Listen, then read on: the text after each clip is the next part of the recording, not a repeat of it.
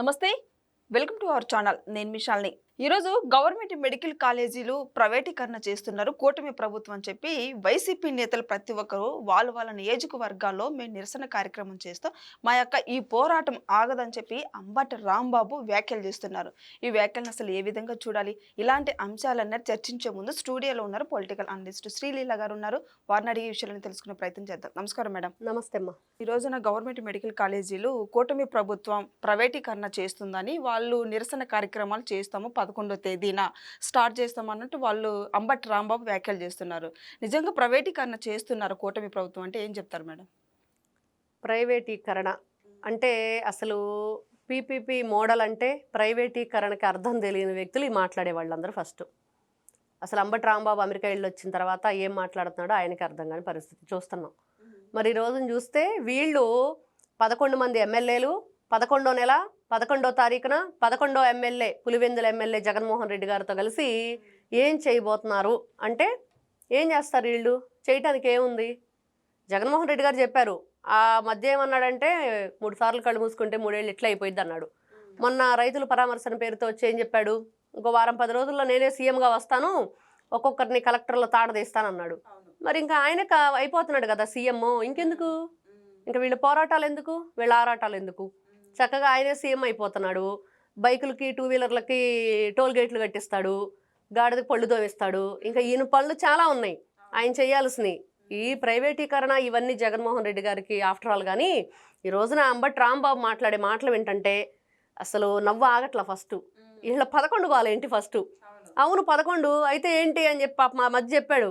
అందుకని చెప్పేసి మేము భయపడము, అసలే సింహం సింగిల్గా వస్తుందని చెప్పి కోర్టుకు కూడా సింగిల్గా నేను రాలేనని చెప్పేసి వాళ్ళు అంటారు. వైఎస్ఆర్సీపీ పార్టీ కార్యకర్తలు వాళ్ళంతా మా జగన్మోహన్ రెడ్డి సింహం, అది గడ్డం గీసుకోదు, ఈయన గీసుకుంటాడు, అదే తేడా, సింహం సింగిల్గా వచ్చింది అంటాడు.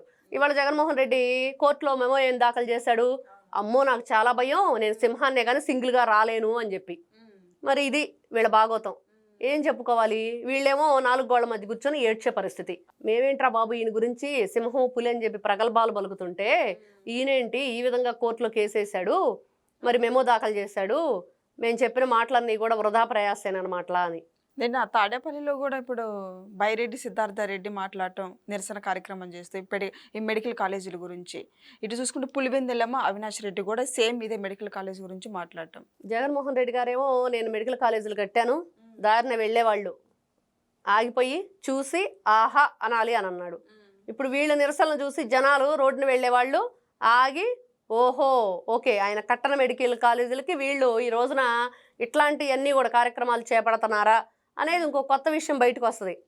ఈ రోజున ప్రైవేటీకరణ చేస్తున్నారా చేయట్లేదు అనేది ప్రజలకు అర్థమైంది. చేయటం లేదు, అది ప్రైవేటీకరణ కాదు అనేది పీపీపీ మోడల్. ఆ మోడల్కి జగన్మోహన్ రెడ్డికి ప్రైవేటీకరణకు అర్థం తెలియని వ్యక్తి జగన్మోహన్ రెడ్డి. ఆ విషయం అందరికీ తెలుసు.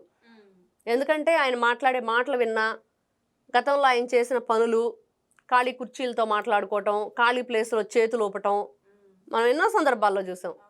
మరి వెళ్ళి వాళ్ళ నాన్న విగ్రహంతో కూడా మాట్లాడాడు ఒక రోజు.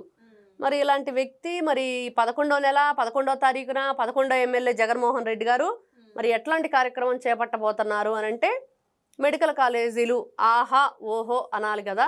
మరి దానికి వీళ్ళంతా కూడా ప్రతి ఒక్కరూ ఏ విధంగా తెలియజేస్తున్నారంటే ఎక్కడెక్కడైతే జగన్మోహన్ రెడ్డి గారు ఈ మెడికల్ కాలేజీలు కట్టారో అక్కడికి వెళ్ళి ఈ వీళ్ళంతా కూడా ఆగి చూసి ఆహా ఓహో అని వచ్చేస్తారంట. ఇది రేపు వాళ్ళు చేపట్టబోయే కార్యక్రమం. మరి ఈ నెల వచ్చే నెల ఇప్పుడు ప్రజల్లోకి వెళ్ళి ప్రైవేటీకరణ చేస్తున్నా అడ్డుకుంటామని చెప్తున్నారు.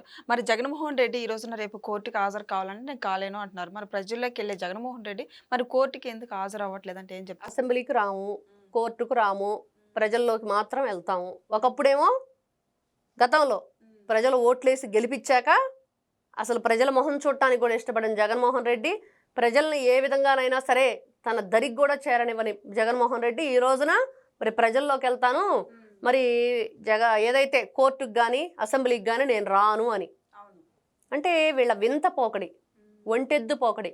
అంటే రేపు ఈయన ఏదైనా ప్రోగ్రాం పెడితే ఎట్లా ఉండిద్దంటే కోడెలు పోట్లాడుకొని దోళ్ల కాళ్ళు ఇరగొట్టాయి అన్నట్లుగా.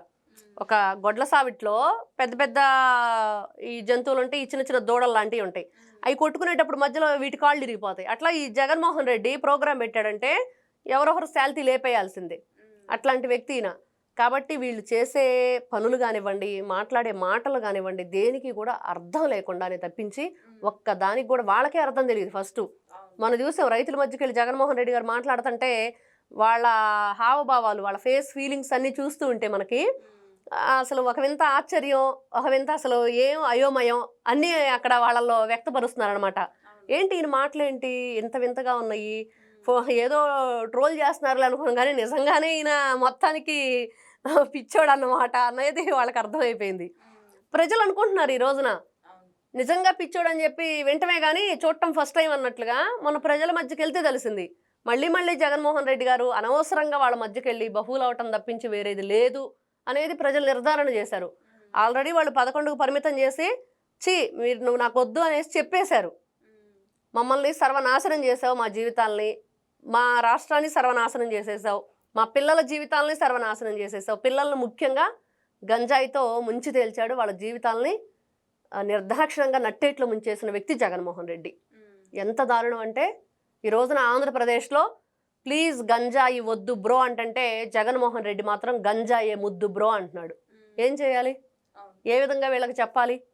కాబట్టి నిజంగా జగన్మోహన్ రెడ్డి గారికి ఏ మాత్రం ఆయనే చెప్తాడు కదా, ఏదో అంతకుముందు ఆయనకు సరైన మనస్సు లేదు, మనస్సాక్షి లేదు, అవన్నీ ఆయనకుంటే ఆయనే ఆలోచించుకొని ఒకసారి సత్ప్రవర్తనతో మంచి మనసుతోటి మారు మనసు పొంది మరి ప్రజల్ని ఇకనైనా నేను ఇబ్బంది పెట్టకూడదు, ఇలాంటి అబద్ధాలు ఆడకూడదు, ఇట్లాంటి అసత్యాలు పలకకూడదు, మరి శాంతిని బోధించే యేసుప్రభులాగా శాంతియుతంగా మంచిగా ఏదో ఆ తాడేపల్లికి ఎలహంకా తిరుగుతూ ఉంటే బాగుండిద్ది. కానీ పార్ట్ టైం జాబ్ ఎదురుగి పార్ట్ టైం పొలిటీషియన్ అని చెప్పేసి పేరు ఒకటి వచ్చింది, కొత్త అవార్డు. గతంలో చెప్పాడు కదా, నాకు అవార్డులు ఇవ్వాల్సింది పోయి, నాకు శాల్వాలు కప్పాల్సింది పోయి, నాకు పూలదండలు వేయాల్సింది పోయి, ఏంటిది అన్నాడు కదా. మరి ఏంటిది జగన్మోహన్ రెడ్డి గారు అంటే అందుకనే అవార్డు ఇచ్చారు. ఏంటంటే పార్ట్ టైం పొలిటీషియన్ అనే అవార్డు వచ్చింది. మరి తర్వాత ముందు ఇంకా కొత్తవి గతంలో ఆహా ఓహో అని చెప్పేసి ఆయన చెప్పాడు కదా, ఆహా ఓహో అనే అవార్డు కూడా ఒకటి వచ్చింది. మరి ఈ విధంగా ఆయనకు అవార్డులు రివార్డులు మంచి వస్తాయి. ఆయన పాపం ఫ్లాప్లు సక్సెస్లు అన్నీ కూడా చూస్తూనే ఉన్నాం. ఏ విధంగా ఫ్లాప్ అవుతున్నాయి, మరి ఏ విధంగా సక్సెస్ అవుతున్నాయి అంటే బాబాయిని గొడ్డలతో వేసేయటంలో సక్సెస్ అయ్యాడు, తల్లిని చెల్లిని బయటికి నెట్టేయటంలో సక్సెస్ అయ్యాడు. ఇంకొక వైపు ఆ అవినాష్ రెడ్డిని కోర్టుకి వెళ్లకుండా జైలుకి వెళ్లకుండా కాపాడటంలో సక్సెస్ అయ్యాడు. పేపర్లో అబద్ధాలు రాయటంలో సక్సెస్ అయ్యాడు.